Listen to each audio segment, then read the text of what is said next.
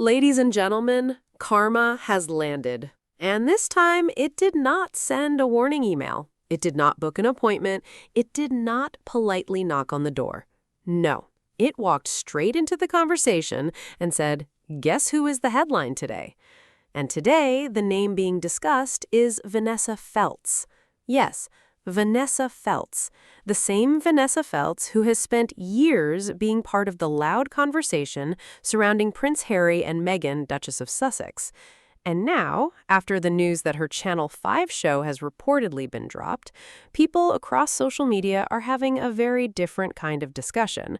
Because for years, many Sussex supporters have watched certain media personalities build endless conversations around Harry and Meghan.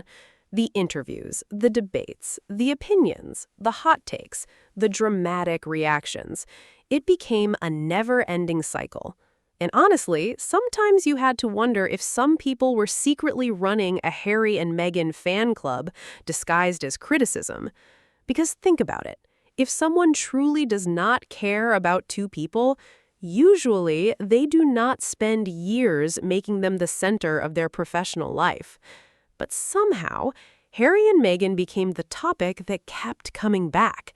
And every time people thought, surely we have reached the end of this conversation, another headline appeared, another panel appeared, another person appeared ready to explain why everyone should have a different opinion. The Sussexes became the gift that kept giving to the commentary industry. And that is where the irony begins. Because the same people who complained that Harry and Meghan were always in the news often helped keep them there. It was almost like someone saying, "I cannot believe this restaurant is always busy," while standing outside the restaurant handing out flyers. The logic was doing gymnastics. But today, the conversation is different. The spotlight is not on Harry. It's not on Meghan. It's not on their marriage. It's not on their children. It's not on their projects. It's on the media itself. And that's a fascinating shift. Because the media loves having the power to analyze everyone else. The cameras point outward. The microphones point outward. The opinions point outward. But every now and then, the camera turns around. And suddenly, the person holding it becomes part of the story. That's the moment when things get interesting. Because public figures are not only judged by what they say, they're judged by patterns, they're judged by tone, they're judged by how they treat people. And over the years, many Sussex supporters have criticized Vanessa Feltz's approach toward Harry and Meghan. They felt the coverage was often unfair. They felt the commentary was too negative. They felt the conversation around Meghan especially became filled with unnecessary scrutiny. And one moment that many people remember is when her show and discussions around Meghan's projects became a subject of criticism, with some viewers feeling the approach crossed into mockery rather than simple analysis. Now, whether someone agrees or disagrees with that interpretation, one thing is clear. People notice. Audiences are not mindless. They're not sitting there with a remote control waiting for someone on television to tell them what to think. People have memories. They remember conversations. They remember personalities. They remember who they felt was fair and who they felt was not. And that's the thing about reputation. It takes years to build. But audiences can change their minds very quickly. The media landscape is not what it was 20 years ago. Back then, a few newspapers, television channels, and commentators had enormous power over what stories dominated. They controlled the conversation. They decided what became important. They decided what people discussed. But then something happened. The internet arrived, social media arrived, and suddenly the audience had a voice, a very loud one, sometimes too loud. Humans were given comment sections and immediately proved that civilization is a fragile experiment. But that same shift also meant people could challenge narratives. They could question coverage. They could say, wait, why is this person being treated differently? Why is this story framed this way? Why is there so much focus on one person? And Harry and Meghan became one of the biggest examples of this change because they stepped away from the traditional royal environment and started creating their own path. They did interviews, they created projects, they built their own platforms. They spoke directly, and that changed the dynamic. Because when people can hear directly from someone, the middleman becomes less powerful. And the middleman does not always like losing power. The old system depended on being the narrator, the person who explains, the person who interprets, the person who says, "This is what you should think about this." But now, audiences can go directly to the source.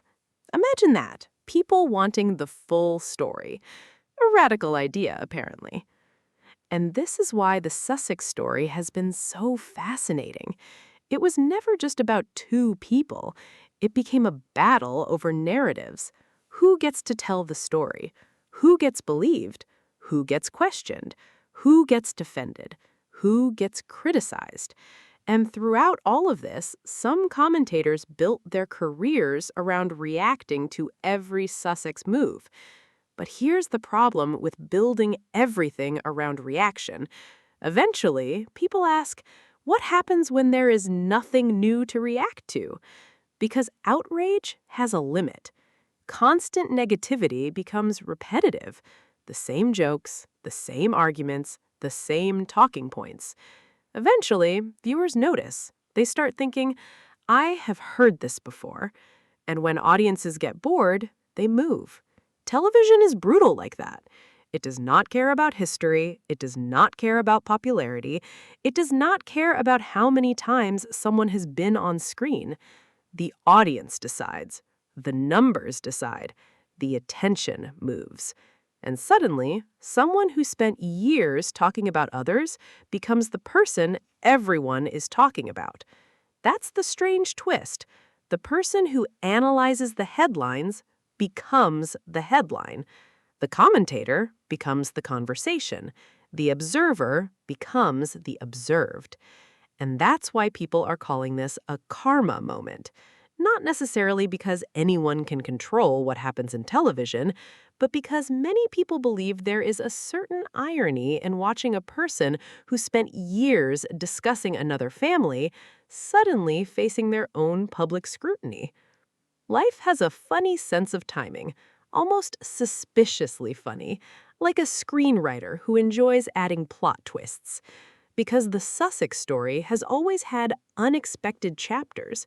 When Harry and Meghan left royal duties, many predicted they would disappear. They did not. When people predicted their projects would fail, they continued. When people predicted audiences would lose interest, the conversations continued. And that clearly frustrates some critics, because the biggest surprise was not that Harry and Meghan left. The biggest surprise was that they kept moving forward. They did not wait for approval. They did not wait for permission. They created their own lane. And that's something many people respect.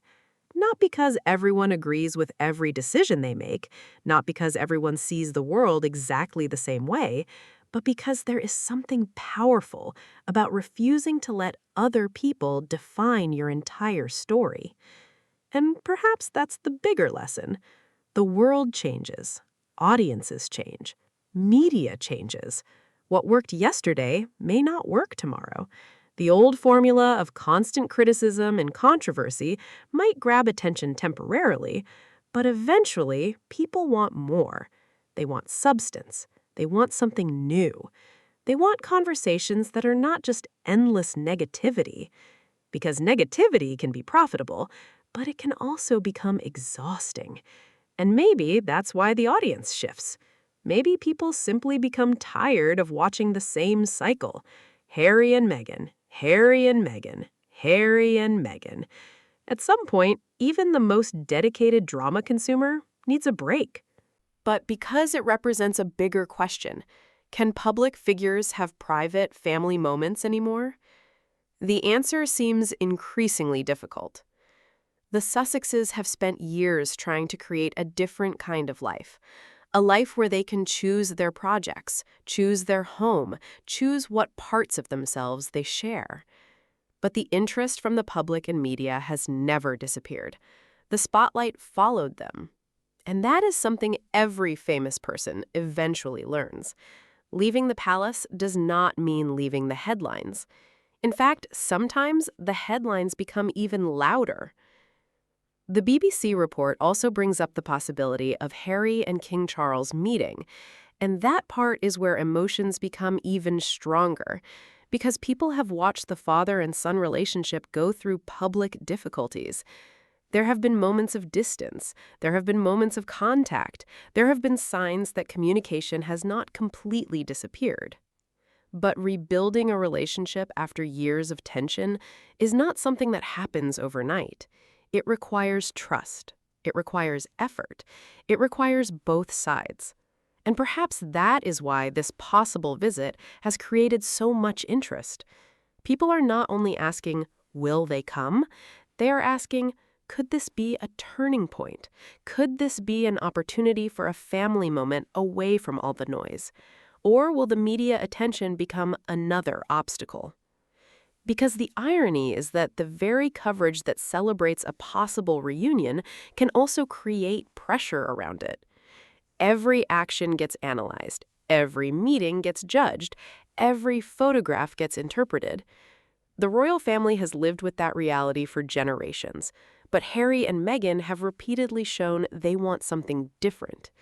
They have tried to separate family from institution, personal life from public duty, parenthood from royal expectations. And that is why this story has so many layers. The headline is simple. Harry and Meghan may bring their children to the UK. But underneath that headline is a much bigger conversation. A conversation about privacy, about security, about family, about media power, about who controls information, and about whether modern public figures can ever truly step away from the spotlight. For now, everyone is waiting. Waiting for confirmation, waiting for clarity, waiting to see whether this becomes a real visit or simply another chapter in the endless Sussex media cycle. Because one thing has become clear over the years, the Sussexes do not even have to make an announcement for the world to start talking. The conversation starts before they arrive, before they speak, sometimes before they even decide.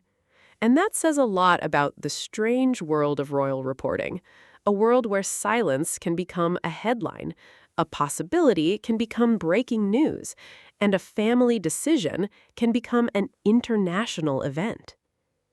The story is still developing, but as always, the attention is already here. Thank you for watching, and I will see you in the next video.